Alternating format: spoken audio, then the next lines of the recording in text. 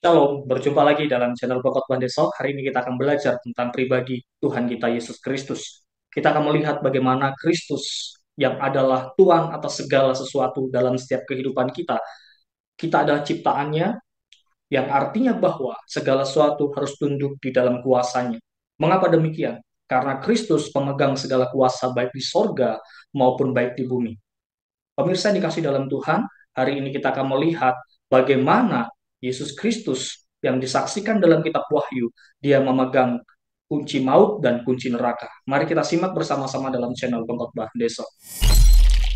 Kita akan melihat bagaimana Yesus memegang kunci maut dan neraka. Pemirsa yang dikasih dalam Tuhan, sebelumnya kita akan melihat apa sih fungsi daripada kunci itu? Orang yang memegang kunci itu apa sih fungsinya? Jika seseorang memegang kunci, itu berarti ia memiliki kuasa berupa kemampuan, hak, membuka sesuatu yang tertutup. Dan sebaliknya, ia juga dapat menutup sesuatu yang terbuka karena memegang kunci. Tidak setiap orang berhak memegang kunci dari suatu rumah. Hanya sang pemilik rumah tersebut atau orang yang dipercayainya lah yang berhak memegang kunci. Jadi kalau kita melihat di dalam Alkitab, Tuhan Yesus pernah berkata demikian, "Jangan takut, aku adalah yang awal dan yang akhir, dan yang hidup aku telah mati, namun lihatlah aku hidup sampai selama-lamanya, dan aku memegang segala kunci maut dan neraka." Pemirsa yang dikasih dalam Tuhan, hal ini sangat jelas bahwa Yesus punya kuasa atas segala sesuatu, baik di sorga maupun di bumi, bahkan maut dan neraka pun ada di dalam tangannya. Berbahagialah orang yang percaya kepada Dia.